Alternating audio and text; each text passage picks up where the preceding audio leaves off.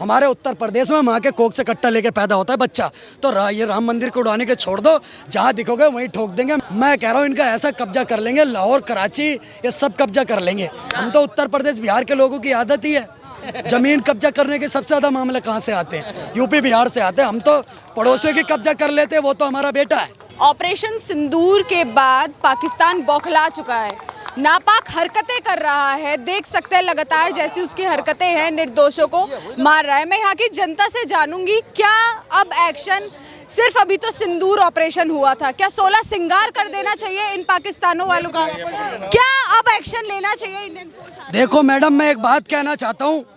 इन्होंने मारा था हमारे 26 लोगों को और कहा था कि मोदी से बोल देना, देश की महिलाओं से। अब इनको मोदी अच्छे से बता रहे हैं कि अगर इंडियन आर्मी से पंगा लोगे तो तुम्हारा क्या करेंगे। मसूद अजहर था जिसने लाखों सिंदूर उजाड़ दिए, लाखों लोगों को मारा। जब उसके परिवार को ठोका इंडियन आर्मी ने, जा करके अंदर 100 किलोमीटर अंदर घुस गए इंटरनेशनल बॉर्डर से। उसके बाद जाके जब इसके परिवार को ठोका तो आज रो रहा है, कुत्ते की मौत मरेगा ये, और भीख मांग रहा है कि मुझे भी मार दोगे। तो इतने आसान मौत नहीं देंगे मसूद अजहर को। इसको जानबूझ कर छोड़ा इंडियन आर्मी ने कि इसको इतनी आसान मौत देनी नहीं है, इसको जिंदा लाना है इंडिया। मसूद अजहर को इसको कुत्ते का पट्टा पिना के सुअर की खाल में राजीव चौक की सबसे बड़ी बिल्डिंग पे लटकाएंगे। इसके दोनों जो घुटने और ये पिंडलियां है ना, दोनों में नट बोल्ट करेंगे, वेल्डिंग करेंगे और इसको लटका के छोड़ देंगे, ताकि आने वाली नस्लों को भी इसको पता रहे कि आतंकवाद करोगे और मसूद अजहर बनोगे तो क्या हालत होगी तुम्हारी। ये लोग कहते थे कि भारत कुछ नहीं करेगा, इनका हर बार का यही था। इंडियन आर्मी एयर स्ट्राइक करती थी, इंडियन आर्मी सर्जिकल स्ट्राइक करती थी। ये खड़े होकर के बोलते थे, भाई साहब सुनो मेरी बात, है तौबा मचाओ, इनसे सबूत मांगो या कुछ नहीं करेंगे, बुज़दिल है हिंदुस्तानी। पर इनको इस बार इनको ये बहुत महंगा पड़ गया। पाकिस्तान वो नकारा बच्चा, इसको सुबह ठोकते शाम को कहता है इंशाल्लाह अगली बार फतेह करेंगे। इनको हमने 3 जंगों में ठोका है, फिर भी कहते हैं इंशाल्लाह अगली बार फतेह करेंगे, हर बार बोलेंगे। अभी पीटा है ना आज शाम को, कल सुबह फिर बोलेंगे इंशाल्लाह अगली बार फतेह करेंगे। ये काफिर हैं, इनको मारेंगे, हम जन्नत जाएंगे। तुम कहीं नहीं जाओगे, तुम इंडियन आर्मी से कुत्ते की मौत मरोगे। तुम कहीं जन्नत वन्नत नहीं जा रहे, तुम कुत्ते की मौत मारे जा रहे हो। इस बात को समझो। इन्होंने एक बात समझिए, छोटी सी बात है ये। एक तरफ इंडियन आर्मी है जो 24 घंटे रिहर्सल करती है युद्ध की, जो जंग की तैयारी करती है।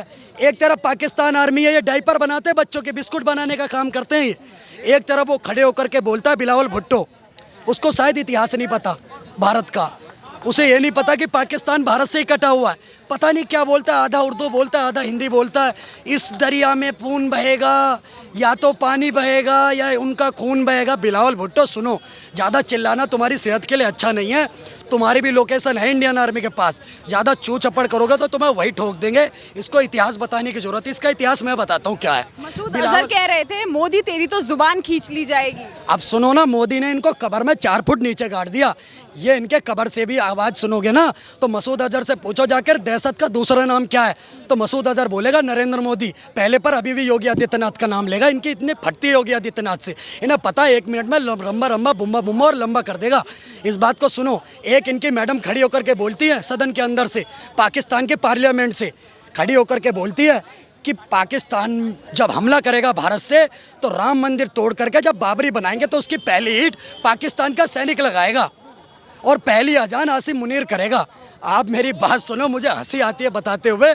आज रो रहे थे पार्लियामेंट के अंदर, कुत्ते की तरह रो रहे, हाय अल्लाह हमें बचा लो, है तौबा हम बर्बाद हो गए, हम मिट गए, हम कुत्ते की मौत हो गए, हम मट्टी में मिल गए, अब हमें बख्श दो। तुम्हें नहीं बख्शेंगे, तुम्हें बहुत मारेंगे। क्योंकि मोदी जी को इनकी सारी बात समझ में आ गई है। मोदी जी हर बार ये करते थे, इनको मारते थे।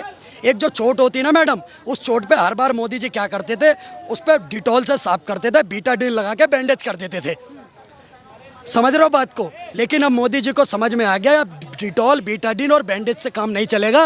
यह पाकिस्तान नाम का नसूर या फोड़ा फुंसी ये अब सर्जरी मांग रहा है। और अब इंडियन आर्मी जब सर्जरी कर रही है ना, तब इनको बहुत ज़्यादा इनके पसीने छूटे हुए हैं। पिछले 4 दिन से पाकिस्तान में लाइटें नहीं ऑन कर रहे। इनको इतना खौफ है कि कब इंडियन आर्मी आके धूम बड़ाम नमस्ते करके चली जाए।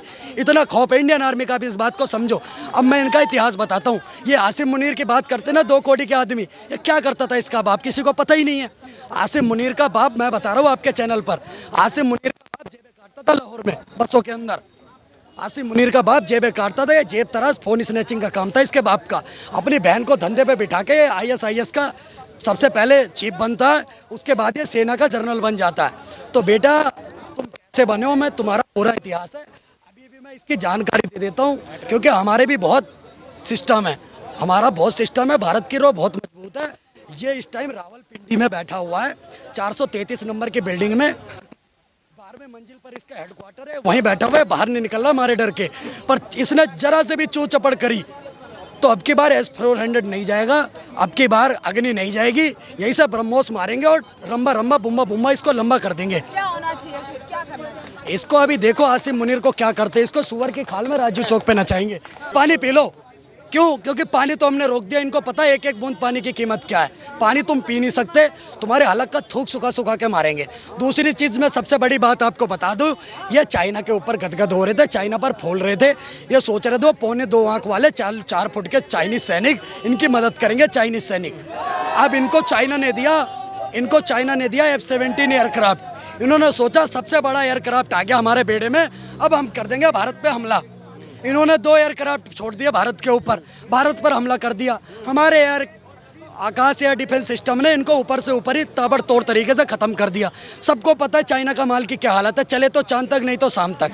ये शाम तक वाली मिसाइल लेकर के भारत से जंग लड़ने की सोच रहे थे, और भारत को जंग देने की धमकी कौन दे रहा है, ये बात समझनी पड़ेगी आपको। पाकिस्तान में सब कुछ कौन लीड करता है, सब कुछ किसके हाथ में है? आपने देखा होगा हर देश की सेना होती है, पर पाकिस्तान में सेना का देश है, तो जो बोलेगी सेना बोलेगी। आसिम मुनीर तो फेविकोल का मजबूत जोड़ लगा के बैठा है, सेलो टेप, मैं बोलूँगा नहीं मुझे ठोक देंगे।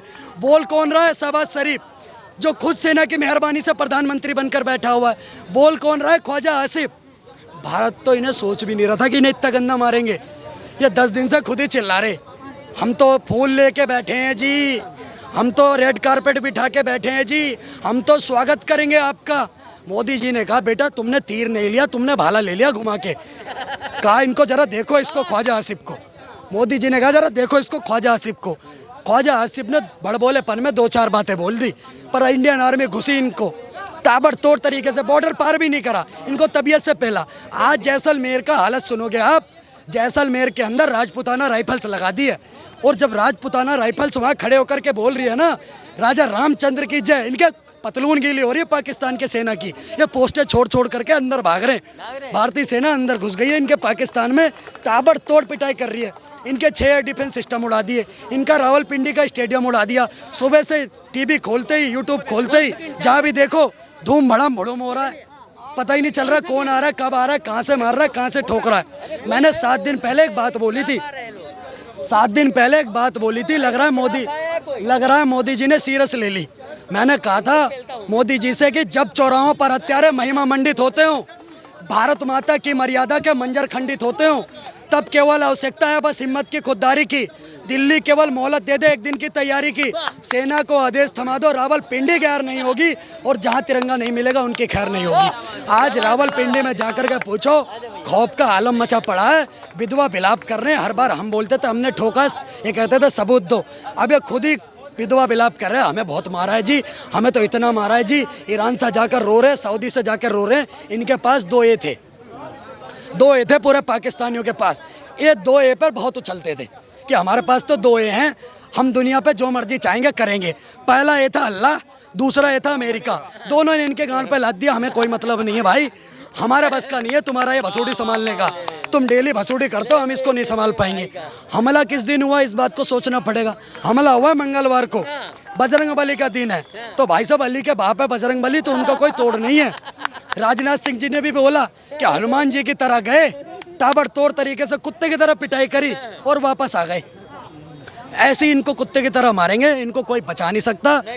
हमारे पास अब हमने यूज़ ही क्या करा है, हम तो अभी ड्रोन, छोटी छोटी मिसाइलें, अभी हम जब निकालेंगे ना ब्रह्मोस, जब निकालेंगे ब्रह्मोस, जब वो मरियम शरीफ है ना, वो ज़्यादा बड़बोलेपन में बोल रही है। अभी मैं बता रहा हूँ, मुझे इतना तो नहीं पता कि ये राम मंदिर का तो छोड़ो, राम मंदिर कहाँ है पहले इनको पता करने की जरूरत है। राम मंदिर अयोध्या में, उत्तर प्रदेश का, मैं खुद हूँ ही उत्तर प्रदेश का। हमारे उत्तर प्रदेश में माँ के कोख से कट्टा लेके पैदा होता है बच्चा, तो ये राम मंदिर को उड़ाने के छोड़ दो, जहाँ दिखोगे वहीं ठोक देंगे। हम तो कह रहे हैं हमारे महाराज जी इतना बोल दें, हमारे महाराज जी इतना बोल दें, हम 30 करोड़ लोग हैं अपने प्रदेश में, हम 30 करोड़ लोग हैं अपने प्रदेश में, हम ये कह रहे हैं हमारे महाराज जी इतना बोल दें कि जरा देखना इनको, जरा मेरठ मुरादाबाद और ये रायबरेली वालों जरा देखना, इन्हें ज़्यादा बोल रहे हैं, ये ज़्यादा चू चपाट कर रहा है आसिम मुनीर। मैं कह रहा हूँ इनका ऐसा कब्जा कर लेंगे, लाहौर कराची ये सब कब्जा कर लेंगे। हम तो उत्तर प्रदेश बिहार के लोगों की आदत ही है, जमीन कब्जा करने के सबसे ज़्यादा मामले कहाँ से आते हैं? यूपी बिहार से आते हैं। हम तो पड़ोसियों की कब्जा कर लेते हैं, वो तो हमारा बेटा है। ये देखो ध्यान से, हमें छत्रपति शिवाजी महाराज के वंशज, ठीक है, वो है बाबर के वंशज, उनके मिसाइल का नाम है बाबर। बाबर कौन था? बाबर एक हिजड़ा था, बाबर नामे में लिखा हुआ है, मैं झूठ नहीं बोल रहा। समझदार है भारत टाइम की जनता समझदार है, पाकिस्तान के सब लोग देखते हैं, इसको मुझे पता है। ये आसिम मुनीर तो जरूर देख रहा होगा, क्योंकि इसे पता है कि सब पता है इन्हें, ठोक दिया जाऊंगा मैं। तो लश्कर के कमांडरों सुनो मेरी बात, हम छत्रपति शिवाजी महाराज के वंशज हैं और तुम बाबर जैसे हिजड़ों के वंशज हो। बाबर एक हिजड़ा था, वो 14 साल के बाबरी नाम के लड़के से प्यार करता था, ये बात बाबर नाम में लिखी हुई है। 4-5 बॉयफ्रेंड रख रखे थे उसने। इसी बात से साबित होता है भी इमरान खान को देखो क्या करा है जेल के अंदर, इनकी प्रधानमंत्री की पता नहीं क्या क्या हो रहा है, 377 लगाई जा रही है पाकिस्तान के अंदर। मैं आपके चैनल पर बहुत सारी बातें बोल भी नहीं सकता क्योंकि आप महिला पत्रकार हो। तीसरी सबसे बड़ी बात बताऊं आपको मैं, इनको तो अभी इतना मारेंगे इनको कोई बचा नहीं पाएगा, लेकिन युद्ध का माहौल है। तो मैं देश की युवा शक्ति से कुछ कहना चाहता हूँ कि जितने भी देश के युवा मुझे देख पा रहे हैं, देश के युवा मुझे सुन पा रहे हैं, उनके लिए मैं कहना चाहता हूं कि हे भारत के राम जगो, मैं तुम्हें जगाने आया हूं और 100 धर्मों का धर्म एक बलिदान बताने आया हूं। सुनो हिमालय कैद हुआ है दुश्मन के जंजीरों में, आज बता दो कितना पानी है भारत के वीरों में। भारत माता के वीर सुपुत्र उठो, उठो मोह निद्रा त्यागो, माँ पर शीश चढ़ाने वाले माँ के वीर पुत्र जागो, ब्रजदंड के जागो मौत के सौदागर। और इसके बाद यहाँ पर रुकता नहीं है मामला, यहाँ से तो मामला शुरू होता है कि खप्पर वाली काली जागे, जागे दुर्गा बरमंडा, रक्त बीच का रक्त चाटने वाली जागे चामुंडा, नरमुंडों की माला पहने जगे कपाली कैलासी, रण की चंडी घर घर नाचे मौत कहे प्यासी प्यासी, रावण का वध स्वयं करूँगा कहने वाला राम जगे, रघुनंदन का बाण जगे और यदुनंदन का चक्र जगे और रघुनंदन का बाण जगे, अर्जुन का धनुष महान जगे और सैल्यू कसने वाला चंद्रगुप्त बलवान जगे।